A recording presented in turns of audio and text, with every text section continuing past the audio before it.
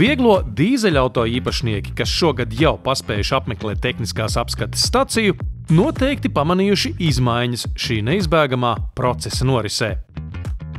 No šā gada 1. janvāra tehniskajā apskatē visām mašīnām, kas ir jaunākas par 2013. gadu, tiks pārbaudīts cieto daļiņu filtrs, vai pareizāk tā esamība, neesamība. Kā pārliecinājāmies mēraparāta praktiskajā testā, ja filtrs ir demontēts, rādījums vairāk kārtīgi pārsniedz tehniskajā apskatē noteikto robežu – 1 miljonu vienību. Respektīvi, tas vien, ka filtrs ir izņemts un dators pieprogrammēts, nepalīdzēs, jo cietās daļiņas tāpat izplūdīs ārā, un šis aparāts to noteiks. Pagaidām gan CSDD ir visai pielaidīga un dod auto īpašniekiem laiku nepilnību novēršanai.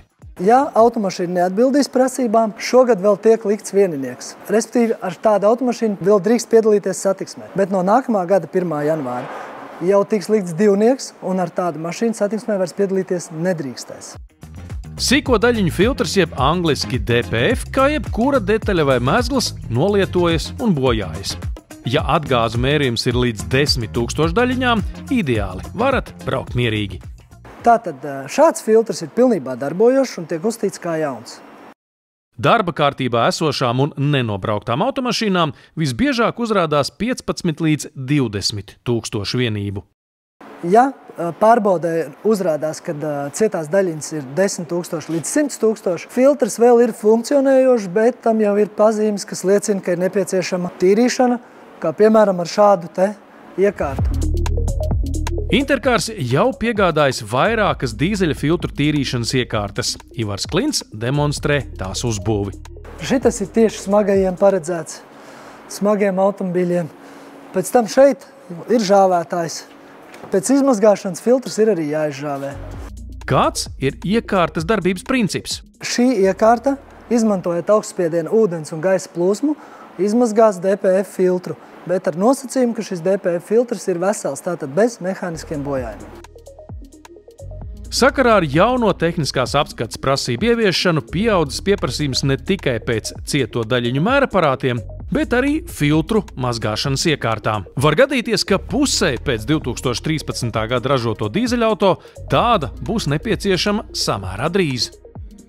Ja pārbaudē tiek konstatēts, ka cieto daļiņu apmērs pārsniedz 100 000, bet vēl nepārsniedz noteikto 1 miljonu, šis jau norāda, ka ar filtru ir obligāti jāveic kādas darbības, un pirmā no tām noteikti būtu atkal mazgāšana, bet ja jau iet tuvāk miljonam, tad mēs jau ieteiktu domāt par DPF filtra maiņu. Kvēpu filtra mazgāšana var būt nepieciešama arī automašīnām ar relatīvi zemu nobraukumu.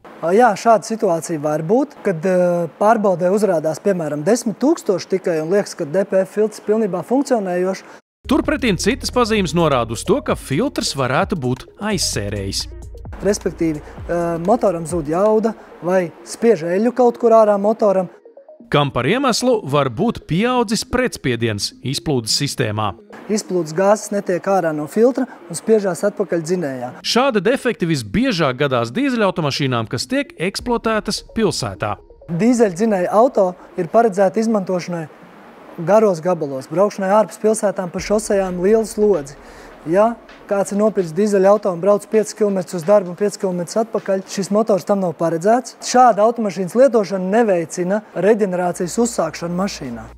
Bet ko iesākt tad, ja kvēpa filtrs ir savā vietā, tomēr testeris nepielūdzami rāda vairāk nekā 1 miljonu sīko daļiņu? Tad atbilde ir viena. Ja pārbaudē uzrādās, ka cieto daļiņu apjoms ir virs 1 miljona, tad visticamāk, ka DPF filtrs jau ir neatgriezeniski bojāts un tādu vairs atjaunot nebūs iespējams. Šī gadījumā ir vienīgais variants paliek kā DPF filtra maiņa. DPF maiņa ir finansiāli sāpīgs pasākums. Oriģinālie kvēpa filtri maksā tūkstošus. Nu jau vairākus gadus tirgu ir pieejami oriģinālo DPF filtru analogi, kas vairs nemaksā ne tuvu 2000.